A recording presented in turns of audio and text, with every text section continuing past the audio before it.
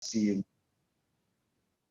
But we know that you're doing bigger things, so I'm happy for you and your success. So, hi everyone, I'm Paul Park, National Vice President of Industry Sales at TriNet. We are a publicly traded company. We took the company public in 2014. TriNet provides full service industry tailored HR solutions to SMBs, from HR complexities to access to human capital expertise, benefits, risk mitigation, compliance, payroll, and real-time technology. So essentially, we're enabling small and medium-sized businesses to grow their business to hopefully, help them realize their goals. In my current role, I've been tasked with getting us to the industry level by creating key plays underneath our 6 major verticals: technology, life sciences, financial services, professional services, nonprofit, and Main Street. I'm also focused on partnerships that can really transform our go-to-market strategy. And lastly, why did I get into sales? It kind of fell upon me, but in hindsight, looking back, I actually started my first sales job in junior high. Every summer, I was working at a local comic book, cards, and coins shop, and they would take me to trade shows, and I would sell comics and cards. And so I really enjoyed it. And looking back, that was really how I got my start. And then it just kind of fell on me, and I really enjoy having a third paycheck that I can control per month.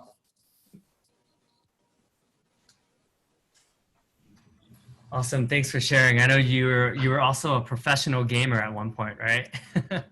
Yes, I was. I was ahead of the times. Now you can make millions of dollars. Back then, we were making tens of thousands of dollars, but it was a great experience. That's awesome. Thanks for sharing, Paul. Mike Ng, would you like to introduce yourself next?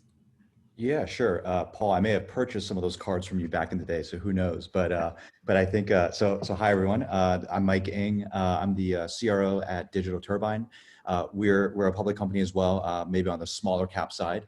We do about maybe 250 million a year in revenue. So maybe with Mike Wong coming up behind me, that's about what LMS probably does in 1 quarter or so, right? So we are a global company though. We're in America's, EMEA, APAC, and really what we are is kind of a discovery platform where we try to connect OEM and telcos, right? So people like Verizon, AT&T, Samsung as kind of our supply partners with app marketers, right? People who build apps, whether they're e-commerce apps, gaming apps, entertainment apps, and we try to make that kind of discovery connection for them really by app install, app download, but without buying media. So it's a bit unique in terms of what maybe Google and Facebook do. They use media as a way to accomplish that. We kind of do it on device itself. So pretty cool ride so far. I've been here about a month and a half only, so fairly new.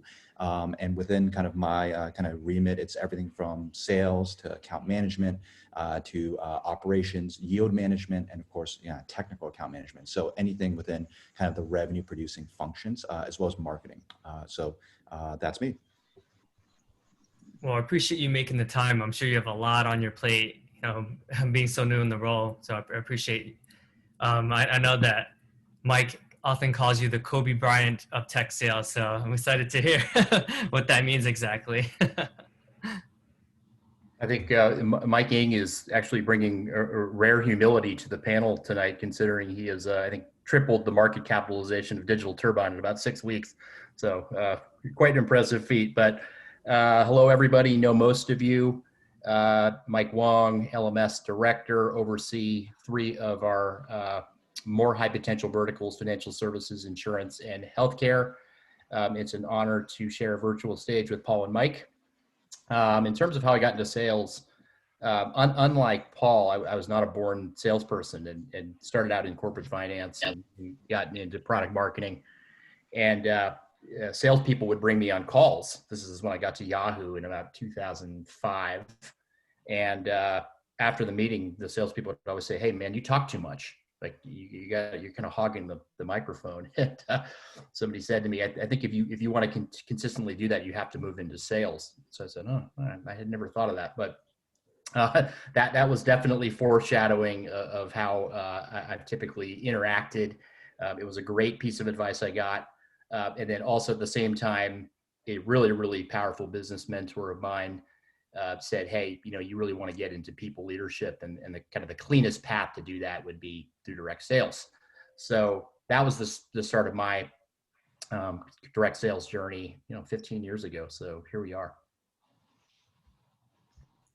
Thanks for sharing, Mike. I know you contribute a lot to the Asian community at LinkedIn. I know you are our champion for the model minority workshops that we've hosted, as well as the allyship.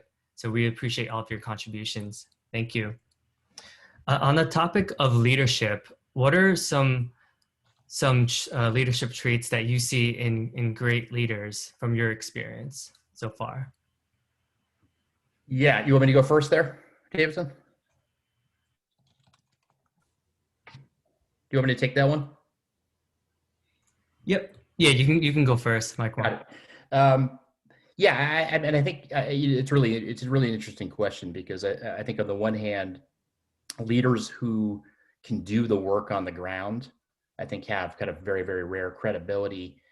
So if you think about, in a customer call, for example, and everybody on this Zoom has had that experience where they've taken a manager or taken a leader to see a customer, and their ability to kind of articulate the value proposition of the business or the nuances of the product, or really kind of get inside a customer's business and put themselves in the shoes of your key client.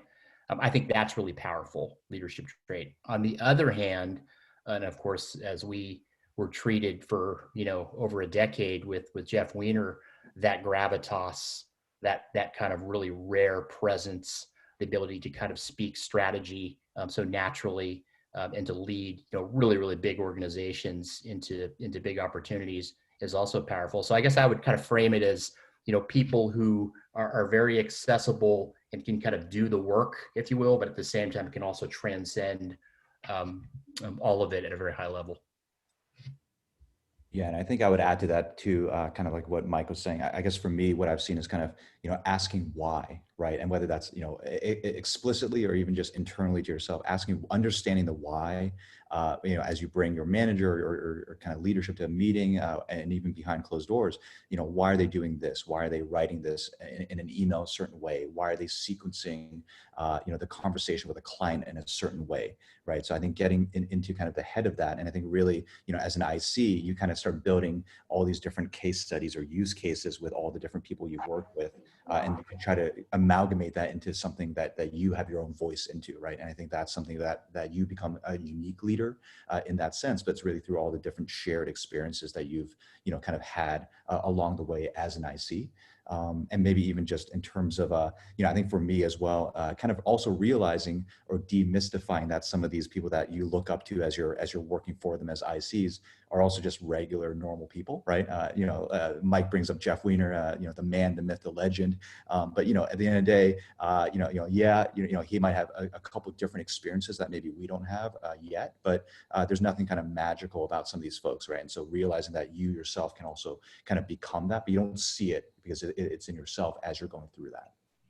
Yeah, I would also agree with Michael and Mike on this. To summarize, I think what they're trying to say is a great leader has the ability to transfer knowledge. And for me, I've been fortunate. I've had 3 very successful sales mentors and sales leaders that are mentors, and all of them had a similar philosophy around great leaders are selfless, and they inspire people by connecting hearts and minds. And ultimately, if you can connect the hearts and minds of your colleagues to help them realize their potential, that really is, leadership. And, seeing something in someone and helping them rise to that occasion. I think the term for it is called Pygmalion management, and that's a philosophy that I've adopted. Yeah, thanks for sharing, Paul. I do recall, meeting you and just seeing, like, every time you came into the city, you were helping so many people, and that servant leadership. Would love to learn, with leadership. I know that there's what we call the bamboo ceiling, which, there's a Harvard Business Review article that states that, even though we're well educated, we have the lowest percentage of in management representation. So would love to hear some of the challenges that that you've experienced, Paul, and how you overcame them. Sure.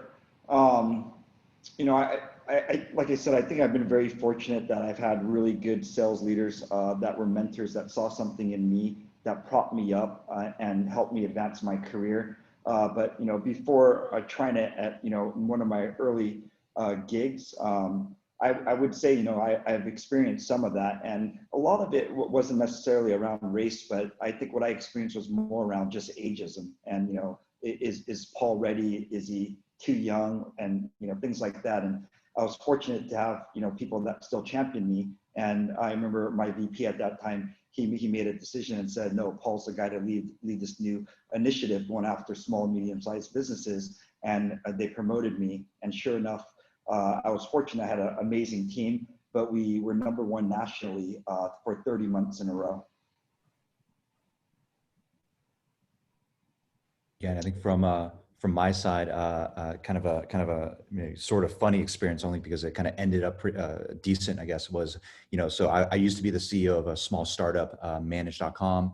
And we were in the acquisition kind of phase, selling our company. And so, you know, the story that comes to mind for me is we kind of meet at the lawyer's office, the acquirers there with their kind of team of 8 or 10 people, you know, and my team's there with about 4 or 5, and we had sent our names ahead of time. And so, you know, my name's Mike, and our CTO, he's Asian. He had a more Asian, you know, clearly sounding Asian name. His name is Kai. And so as we're walking in the room, you know, we're shaking hands, and they kind of look at me, and they reach out their hand and say, oh, you must be Kai. So they just naturally assume, you know, I'm Asian, I must be the CTO. Clearly I can't be the CEO or a salesperson, right? And so, you know, it's kind of things like this that I think a lot of people on this call have probably, you know, encountered, and it doesn't bother maybe, you know, most of us externally or explicitly, but you know, it's these microaggressions that we deal with. And I think for me, just kind of going back to this kind of career changing experience and needing to be focused to sell the company, and you open up the introductions by having that, it's kind of a memorable thing where you know, it turned out well. We sold the company, but definitely something that you know, not forgettable, I guess, for me as well.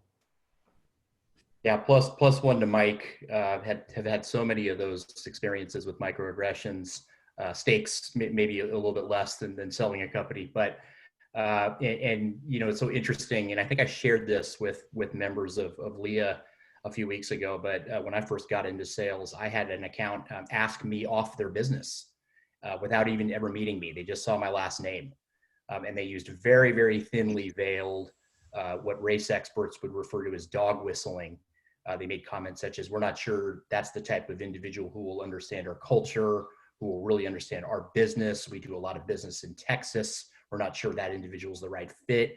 And so I did share that story a few weeks ago, so I won't, you know, repeat the details of it, other than to say so many of those experiences that Mike Wong shared, and even remember showing up at the airport, going to a sales call, and the VP of sales, who will remain nameless because he's still a very prominent figure in our industry, said, "Oh, I didn't know that you know, engineering was coming on the sales call." So had, you know, even in that right 2 hours before the customer meeting, he had been kind of stereotyped because it was so unusual to have an Asian American, to Paul's point earlier, in field sales. So yeah, classic example of I think what many of us have fought through.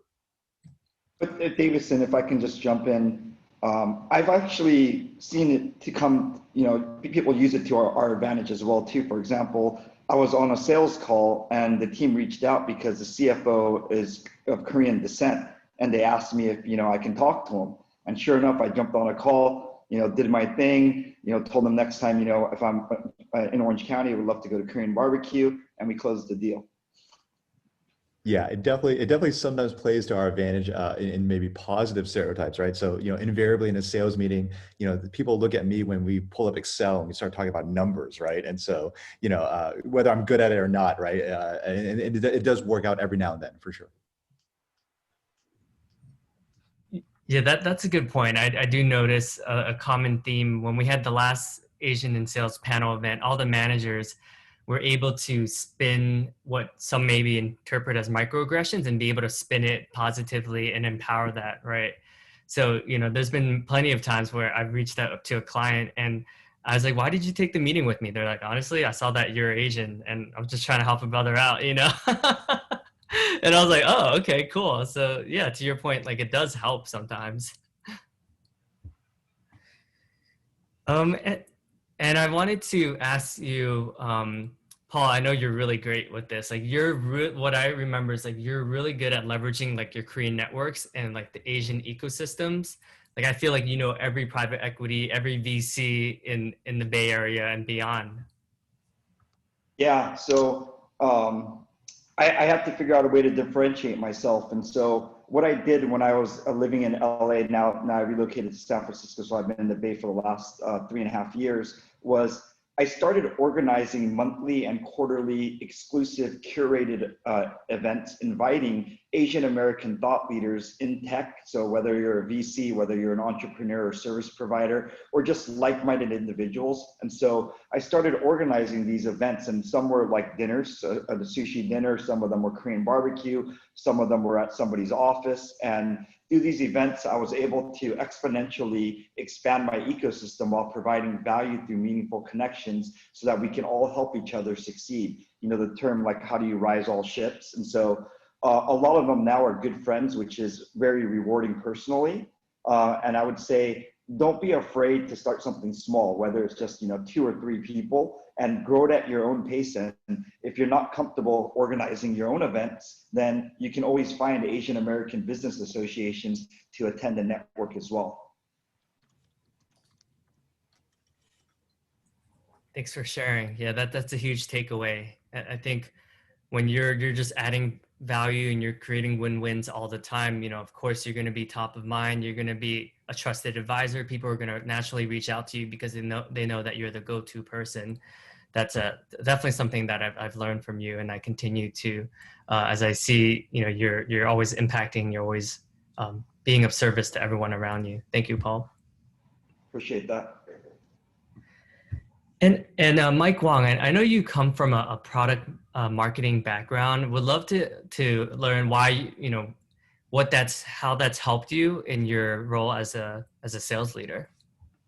Yeah, it's interesting. When I decided to make the transition from product marketing to direct sales, really because it was the early days of Google becoming, you know, really kind of the greatest monetization engine we've ever seen, certainly digitally, and therefore my product shops really helped, right? Because before as field sales, especially at the big companies, was such a wine and dine operation, right? It was all relationship based.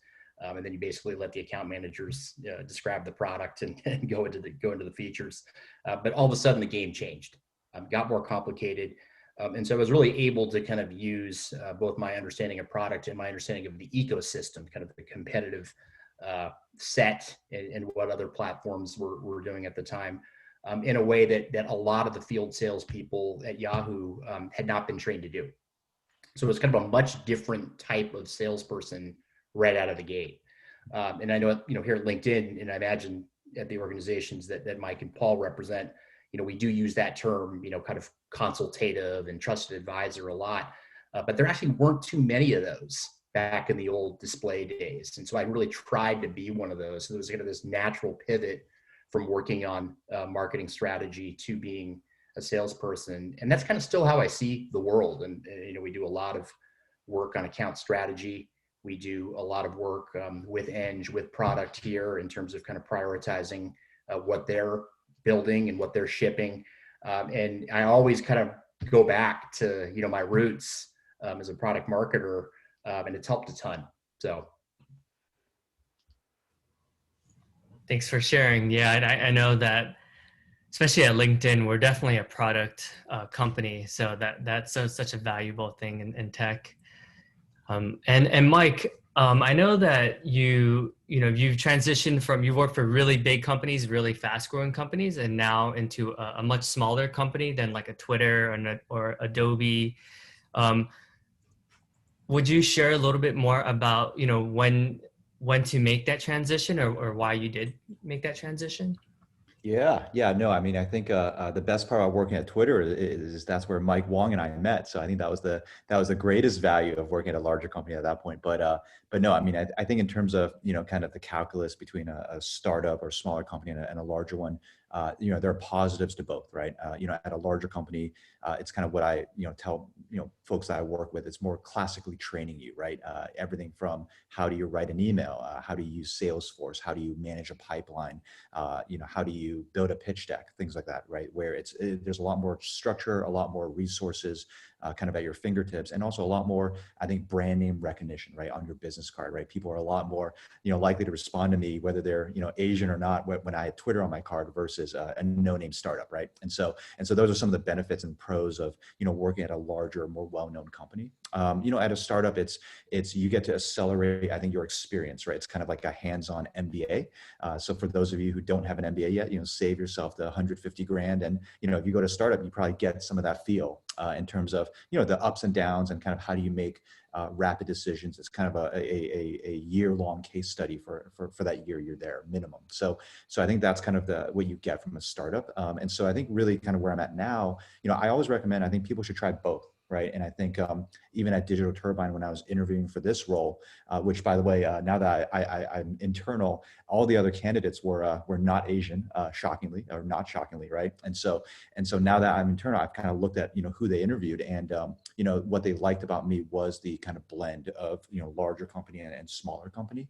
And so I think, that bringing that kind of, both mindedness definitely helps as you kind of further your career, both as a leader and certainly from a commercial perspective. Great takeaways. Thanks for sharing. And I wanted. I will add, Davidson, I will interject real quickly and tell you that when Mike was in the process of selling Manage to Criteo, he was pulling all-nighters and literally working 24/7. That's somewhat of a cliche, but in Mike's case, he was working 24/7. And when I would call him and actually he would pick up the phone, it was exactly what he's describing. It was like speaking to an investment banker, a strategy consultant, and a sales leader all rolled into one. And again, impossible to even replicate an experience like that. And I remember thinking, oh my God, I think I have these cushy big company jobs. That sounds just like way too steep of a mountain to climb. So yeah, plus one to everything Mike shared. Yeah, I'm actually 82 years old after that experience. I just don't look at it. I just don't look at it yet. So. That's funny. And Mike, I'm actually curious, like how do you know, being the CEO of a company, when an acquisition makes sense? I'm sure you could speak hours about it, but give us the high level points. All right, not to be too investment bankery, right? But I think I think the first role I learned, and Mike referenced this just now, as he and I had a couple conversations. The first role, or the biggest role I learned in selling a company, was you actually don't control it, right? It's really the buyer that controls it. As in, there's got to be a market, right? A buyer's got to have a thesis strategically that they want that piece within their larger organization, right? So it doesn't matter how hot of a startup you might be at. It doesn't matter how fast you might be growing. You've got to run your game and run your business to be sustainable, because you can't just raise your hand and say, hey, I want to sell today, and go find a buyer. So oftentimes a lot of startups do that, and they think if they just grow it for X number of years, they can just raise their hand and sell it. And that's not the case, right? There's got to be, a buyer out there who has the right thesis and has the right, checkbook. So that's kind of rule number one that I kind of learned. But in terms of, deciding when to sell it, or how we as a management team decided, I think you think about your kind of company in maybe 2 or 3 year increments, right? And every time it's kind of like re-enlisting. Hey, are we kind of mentally energetic enough? Do we think the market externalities, the headwinds, the tailwinds, are they shaping up for the next 2 to 3 years? Because that's really all you can see around the corner, right? And so kind of looking at that, when we were at Manage in 2017, 2018, we kind of knew privacy was a bigger and bigger topic, which we all live and breathe today, whether it's cookies, whether it's IDFAs. And so obviously, coming from the kind of targeting side of ad tech, knowing that there are headwinds coming in the next couple of years, which have all come to fruition today, we said, you know what, are we going to buckle up and really kind of double down for the next 3 years and fight through that? Or should we just, opportunistically look to sell? So that was kind of one criteria. The other criteria was on the business side, we were growing very fast, right? So, going back to being good at, I guess, numbers, right, or mathematically, and talking like a banker, right? We had all the right profitability metrics, all the right EBITDA metrics, and we had all the right year-on-year growth, right? And our customer retention was fantastic. So when we were speaking about all of these factors that a buyer really hones in on, everything was kind of, a 9 out of 10 or 10 out of 10 criteria for them. And so, we knew we had the right kind of profile, the right kind of, point in the industry. And also for us as a team, we said, let's kind of take some chips off the table now instead of kind of riding it out for another 3 years and trying to grow it even larger. So those are some of the things that we thought about. But yeah, the number one lesson learned looking back was, as much as we thought we had control, we didn't have much. It's really a buyer who kind of has to decide they want you, and you've got to kind of be there at the right time. Thanks for sharing. I'm curious, what advice would you give to people? We do have a lot of individual contributors who are killing it at their role, right? And, they're potentially considering a management position. How do you know when you're ready to become more of a people leader?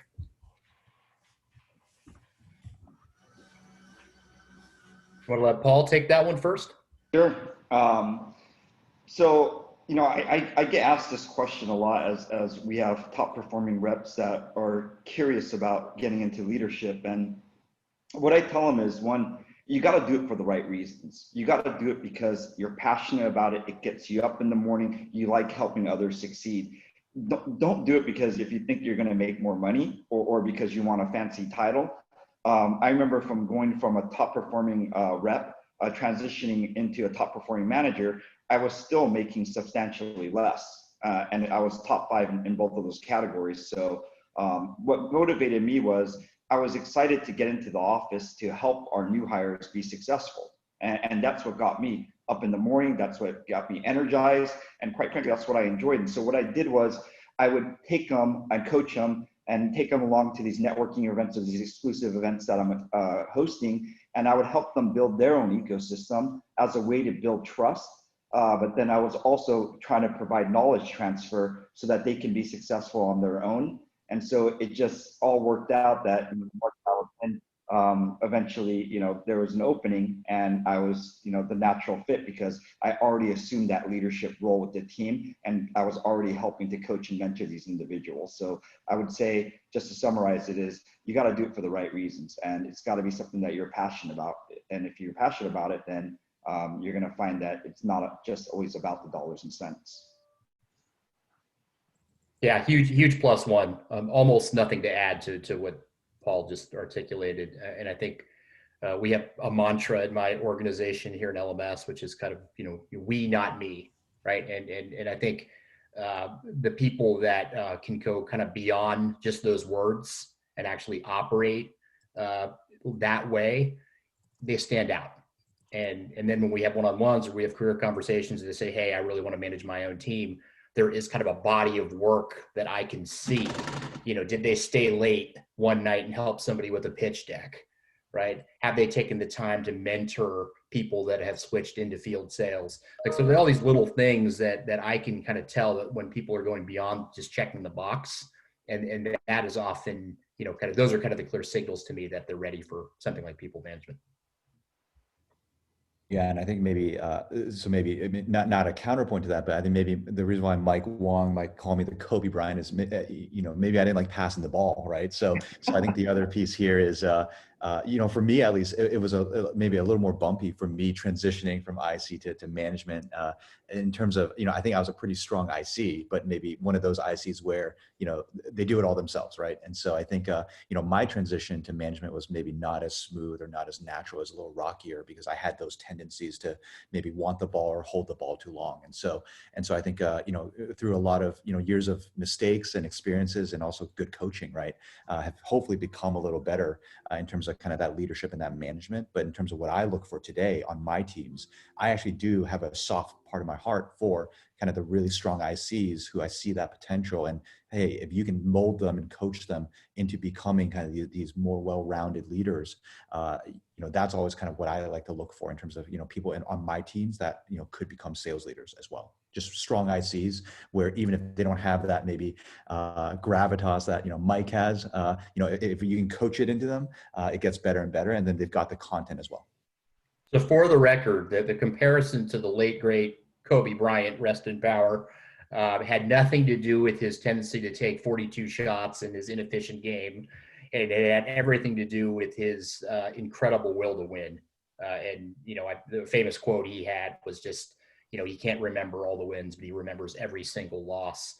And that I kind of associate a lot with Mike.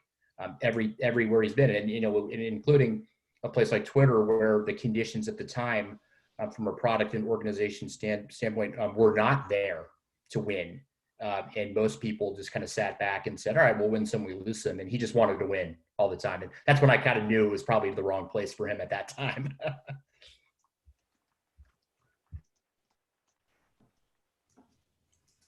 Great advice.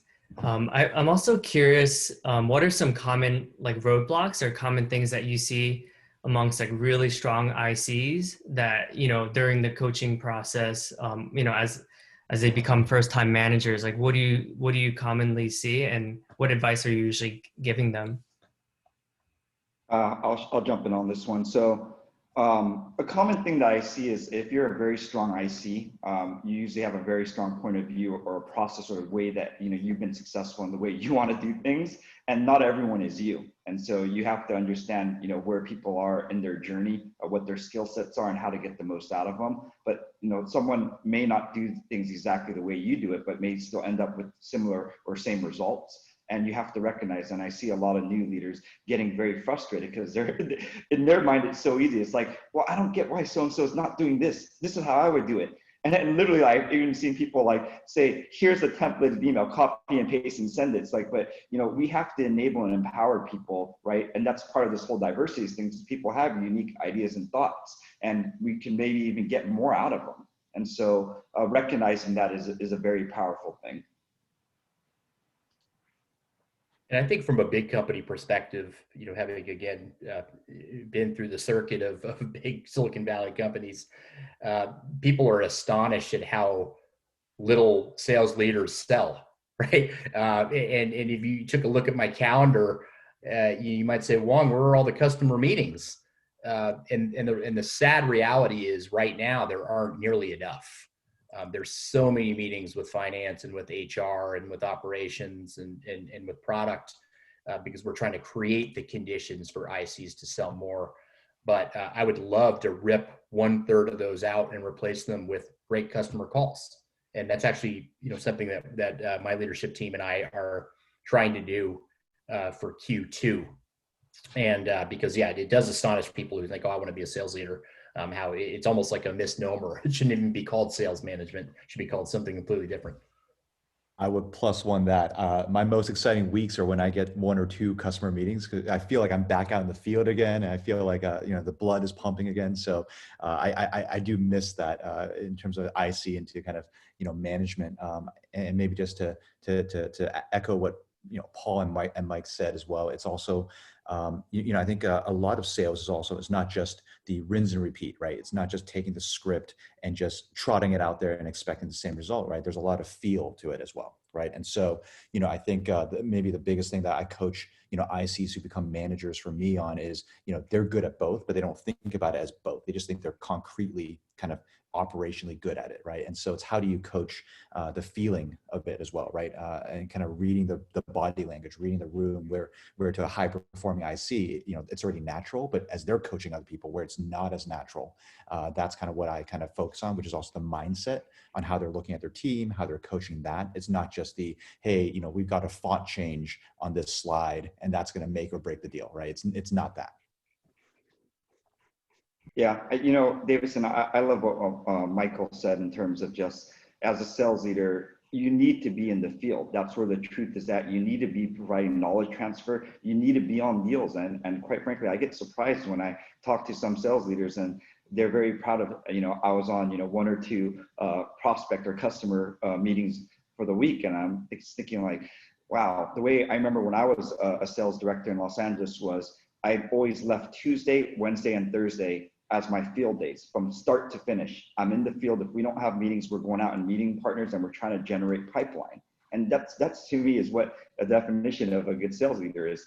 They're out there, they're helping their reps and enabling them to be successful. Yes, I do also agree with Michael's comments around, we are working a lot with legal, marketing, finance, product to enable our people so that we are more scalable and that we have the right infrastructure. So there is a balance, but to me, a frontline sales leader needs to be out in the field, and you got to structure your calendar and stick to it.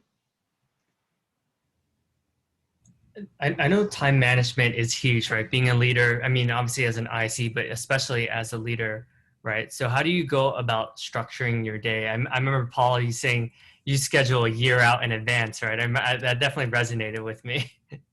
I don't know if it's a full year, but one of the things I do that I try and coach, and I think anyone, regardless if you're in sales or not, can adopt is, I always look at my calendar with my EA. We always look out a couple weeks and say, okay, am I optimizing my time?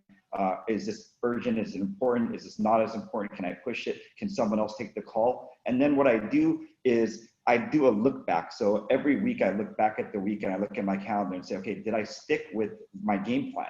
Did I actually, prioritize things that were urgent and important, things that maybe I could have delegated to somebody else, or, how did this person get on my calendar at this time? And so I'm always looking back to make sure that I'm sticking with it, and it helps me to continue to optimize going forward as well.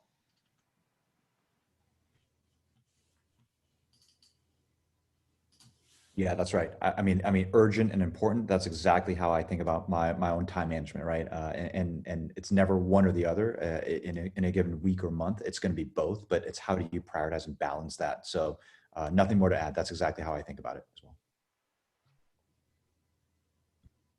And I think my big takeaway is I need to steal Paul's EA and have that individual clean up my calendar and reprioritize it.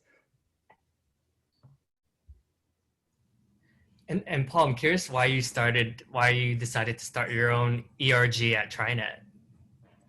Yeah, so, well, first I want to say that our amazing HR team deserves the credit. They're the ones that actually brought it to me. I was just fortunate to be asked to be the executive sponsor, but it's very compelling for a lot of different reasons. But one, it gives me a platform to give back to others in a more formal and structured way. I remember a few years ago, I was at a President's Club trip. I believe we were in the Cayman Islands, and on the trip, there were some other colleagues of Asian descent, and they were thanking me. And I was thinking in my mind, for what? I didn't do anything. And what I realized was that they were thanking me for showing them that there's a path to sales leadership as an Asian American at TriNet, and that I also had the opportunity to make a greater impact. And so that's something that I'll never forget, and that stuck with me.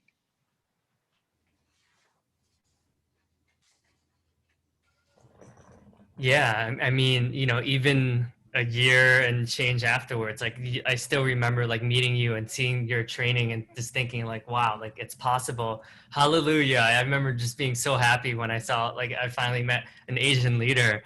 And then when I connected with Mike Wong, I was like, whoa, there's a lot more Asian leaders out there. Like even just creating this Asian in sales group, we started off with just a few people, and within less than a month, it grew to 90 people, right? So it's just showing that there's a need for it, for sure. So I know we're close to Q&A. If anyone has any questions, feel free to type it in the chat.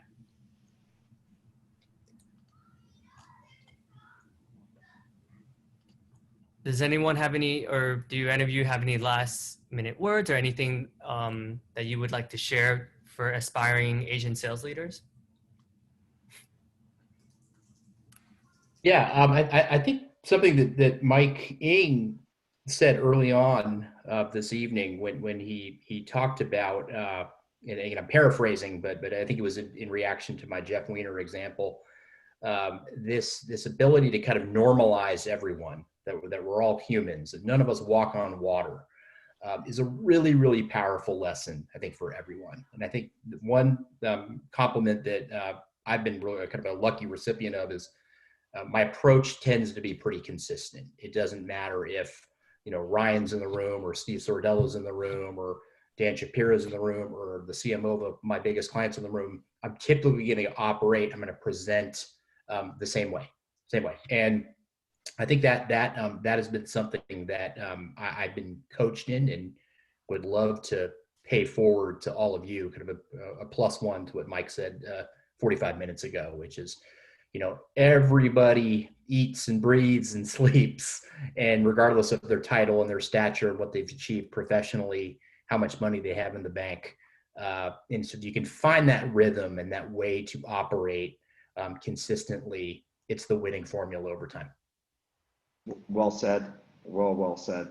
I guess my closing thought to the group is, if you're a top performing sales rep or a top performing sales leader, there's other people that are in that same category, because that's why they're top performers. So what I would recommend is create a brand, and you have to within your organization, you have to differentiate yourself. When people think about you, you're not just a top performer, because there's other top performers. So what are you doing differently to separate yourself, to create a brand? Like, for example, I was known as the so-called ecosystem guy, and that I had a strong network, and I was open to sharing. So when people wanted to come to me and say, hey, can you leverage your connection to help us with some influence on this deal or an introduction, I was always willing to say, I always said yes. And so how do you differentiate yourself and create that brand? That will help you go further in your career. You can't just be a top performer. I mean, there's a lot of those out there. And then I think for me, maybe the kind of final words here would be, don't think that, and certainly, in this context here, right? So it's kind of the Asian kind of sales kind of focus.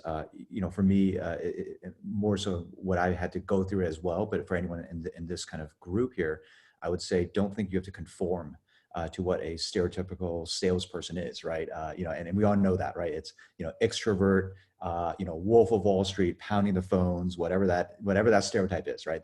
That we typically see in TV, movies, et cetera. And I think, for me, I would say, don't think that, that's the only way to succeed in sales, and certainly not sales leadership. It's whatever is, again, authentic to you, right? And so even for me, like personally, I'm actually an introvert, and we do that Myers-Briggs thing, right? And so I'm not an extrovert, but, I find a way at the end of the day, right? Because, how you sell, it doesn't have to be one size fits all, right? So that's kind of what I would leave as kind of my kind of final words. Thanks for sharing, everyone. So we did have a bunch of questions come in. So feel free to answer any of these that resonate with you. Obviously we are still in the midst of a pandemic, right? It is difficult times and could be potentially exhausting, right? I know Zoom fatigue is a real thing. What advice do you have for your sales reps to continue to inspire them during these difficult times?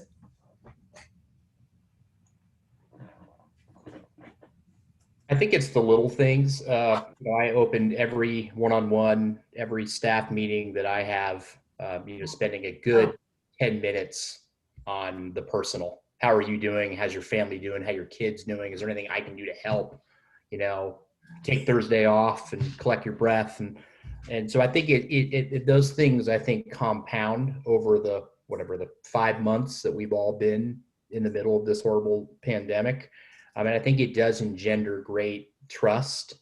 If you do that, you got to be able to back it up, right? You don't want those words to be hollow. You want to come from a place that's authentic. So don't deliver those words if you're not prepared to back them up. Would be a lesson to anybody on the Zoom that does manage teams. But yeah, I think that again, we're all kind of figuring this out, right? We're all flying this plane and tweaking the engine as it's in the air. And so would love other suggestions, whether it's from Paul, Mike, or anybody, frankly, on the Zoom to share. Yeah, Davidson, there's a question regarding one of the topics that we touched on earlier around just ageism, and when the situation comes up, how have you handled them successfully in the moment, and what are some triggers that would make for a good coaching moment if appropriate. So I probably didn't handle it the best back then when this came up, and I remember people telling me, hey, this is kind of the rumor, this is what we're hearing. And I remember I was livid. I was upset because, I thought I had earned it, and, I was a top performer and I did all these amazing things. But in hindsight, looking back, what I needed to understand better was seeking to understand why did people feel that, or why would people be saying things like that, and help influence, a point of view, usually very fact-based, and, removing the emotion out of it, and just really try and understand and put yourself in their shoes. It's something that's, taken me a lot of time to develop and learn over time. But I remember I did not handle it well. I was very upset. I probably, looking back, I could have handled it much better.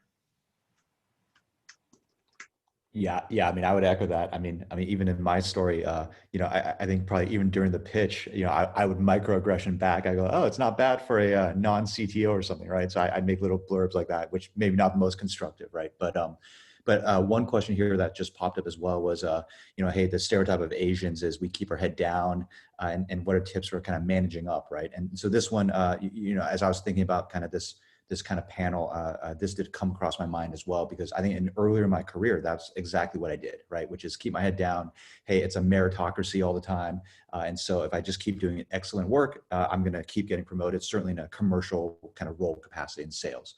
And I think for me, I'm not saying it's not a meritocracy, but it's not really all the time just managing up and kind of buttering up people above you. But I think it's also, knowing that you've got to speak up. Right. So maybe it's right in the middle, right? It's short of, just being a kind of a yes, ma'am, yes, sir kind of person to your bosses. But it's also speaking up and knowing that, no one's, maliciously necessarily going against you in your career, but you've got to make it known what you want to do, or where you want to grow, or kind of what role you want to be.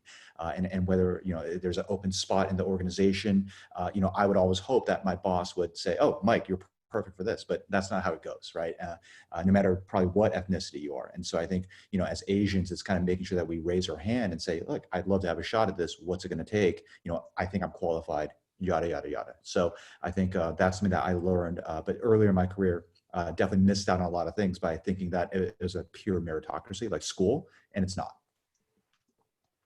There's a formula I learned early on about kind of when to speak up and how to speak up, and it's something to the effect of 1/3 should be a critique and 2/3 should be a solution, right? And you can kind of fiddle around with those ratios, but I found early on in my IC tenure, I tended to ask questions to leadership that everybody in the field wanted to ask, and they would eye me or they'd be like, oh, great question, I wanted to ask that too, thanks for asking. But I would always end it with, here's what I think. So I'm observing a real gap in our product strategy. Here's how I might think about it, though I'm not an expert. And so I think it's something that it's a communication technique that I learned very early on. I'm still, almost 2 decades later, still refining it.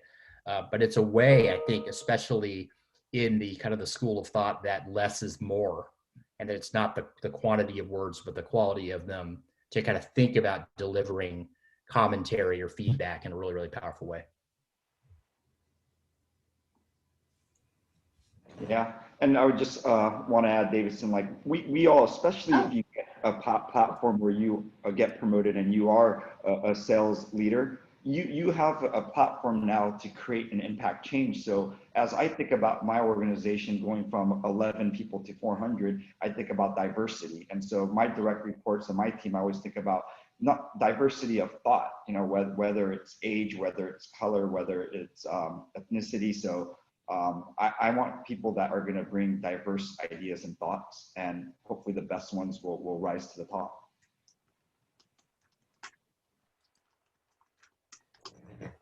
And thanks for sharing, everyone. I know we also had a question about like any stories on how you overcame the psychological stress of being the only Asian or person of color in the room, and then how do you bring your authentic self to these settings?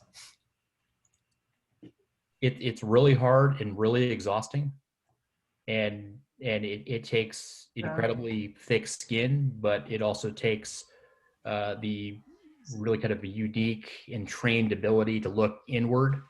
But it's very, very difficult. And I think about even LinkedIn or LMS, kind of scrambling around to find another potential panelist, and there weren't that many to choose from. So we were again at the whim of kind of who was on vacation and who wasn't. I mentioned this over Teams chat for those of you LinkedIners.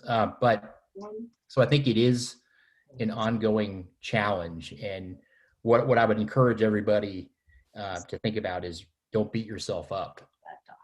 Know it's hard. Know it takes work. Know that, those of us on this panel and again, others participating tonight are all going through that same journey.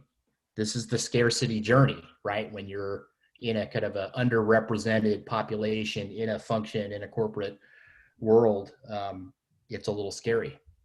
And I would just kind of go into it knowing that.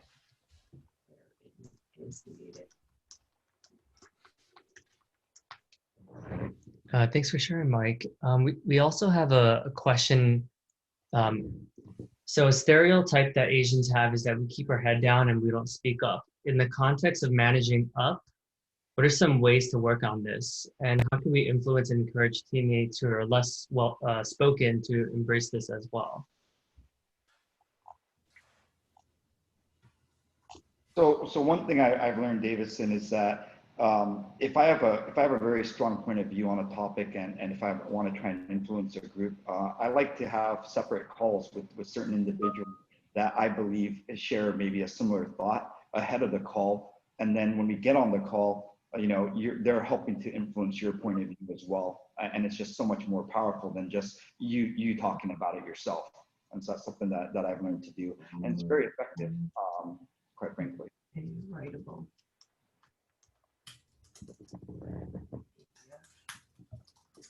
I save it too. Those are all the, I think someone also asked if any of you have any side hustles as well. I'm working twice as hard right now due to the pandemic, so no time.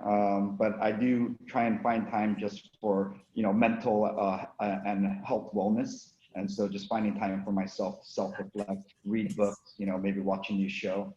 I think that's very, very important.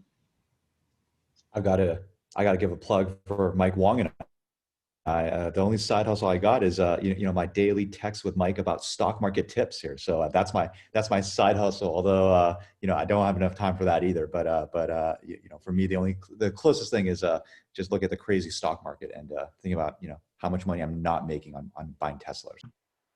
I want in on that group message. I want some tips. Guys, if I get premature gray, you'll know it's because of these options that I've been trying to trade in the market, and it's just almost a kind of an impossible game to win. I'm trying. Yeah, it would also be amazing, Davidson, and I know that you were thinking about this and tried, but I would love to see a panel similar to this with an Asian American female sales leader and hear their perspective.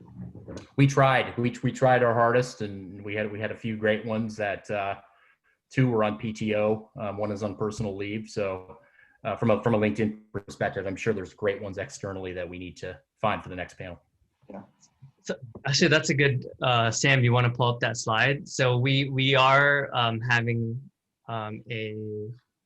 yes, so our next leadership panel will be your counterpart, Diana, and Beyond from the Asia Pac. She's a VP of Talent Solutions, and Ruchi, who is a Talent Solutions Sales Director, and then Shuba who's an Enterprise Relationship Manager from Learning, will be moderating that. So if you would love any feedback, thank you everyone for attending, and would love any feedback. I know we have like 2 minutes left. If anyone has any last minute questions, feel free to ask it below.